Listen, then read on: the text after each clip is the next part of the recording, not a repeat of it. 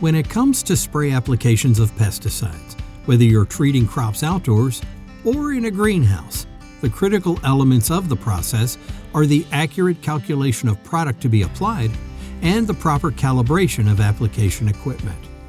When sprayers are used without regular calibration, you risk over or under applying chemical pesticide products, which can lead to problems such as low yields, damaged foliage, soil contamination, and even pesticide-resistant insects and weeds, not to mention the financial cost of wasted pesticide products. Let's take a few moments to look at the proper ways to accurately calculate pesticide amounts and to properly calibrate your application equipment. Before we get started, let's take a look at some of the products and concepts involved in the process of calculating for greenhouse spraying. The first is chemical, and it refers to the concentrated pesticide, adjuvant, etc. before it is mixed with water. The word spray is actually used in two different ways. The first refers to the mixture of chemical and water at the correct concentration as set by the label. The second use is as a verb, meaning to apply the mixture of chemical and water through the sprayer. Clear water is the water straight from the water supply. Pesticide labels for field farming applications list the application rate as amount per acre, whereas pesticide labels for greenhouse and nursery use typically list the application rate as amount per 100 gallons of spray. This is due to the large variation possible in a greenhouse crop, depending on growth stage, production method, whether hangers are present, etc. Because the spray occurs in 3 dimensions on a highly variable crop, we are given greater discretion as to how much spray is required for appropriate coverage. But it also means that we can't simply read a label and know how much spray to mix for a given area or greenhouse. We must perform a calibration to know how much spray will be required for a given house at a given point in the crop cycle on a given sprayer. UNH Cooperative Extension has developed a worksheet to determine how much total spray to mix and how much chemical will be required for a pesticide application in a greenhouse or nursery.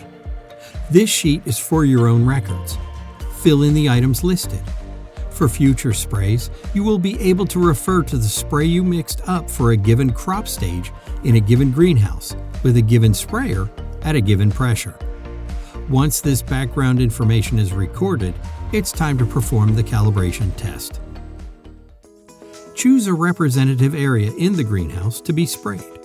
If the area to be sprayed has hangers, be sure that this area has hangers too. It should use enough spray volume that you can easily measure the difference in water in your tank between the beginning and the end of the test spray. Depending on your sprayer, somewhere around 200 square feet should work. This will be called the test area. Measure the length and the width of the test area. Record the test area here in square feet by multiplying the length times the width. In this example, we will multiply the length, which is 14 feet, times the width, which is 18 feet, for a test area of 252 square feet. Next, determine how much spray it will take to cover the test area at the same level as the proposed application. Put more water than you think will be needed to spray the test area into the spray tank. Do not add any pesticide. This should be done with clear water only. Make note of the volume of water in the spray tank before you spray. This is the initial volume. For our test, we'll be starting with an initial volume of 2 gallons. Then, spray the test area, giving the same coverage you would use during a real spray application. After spraying the test area, measure the amount of water remaining in the tank. This is the remaining volume. For this example, we're measuring a remaining volume of 1/2, or 0.5 gallons. Initial volume minus remaining volume equals the amount needed to spray the test area. Call this the test volume. So we will take the initial volume of 2 gallons and subtract the remaining volume of 0.5 gallons for a calculated test volume of 1.5 gallons. Next, Measure the entire area to be sprayed. This may be an entire greenhouse, just a portion, or it may be several greenhouses. Multiply length times width and record this as the spray area. In our example, we'll multiply the length of the facility, 96 feet, times the width, 30 feet, and then subtract the amount of unsprayed area, such as a walkway in our case, 444 feet, for a total recorded spray area of 2,436 square feet. Now, use the information from the previous steps to determine how much spray you will need to mix. Multiply test volume by spray area and divide by test area to get the amount of spray needed for the spray area. Call this spray volume.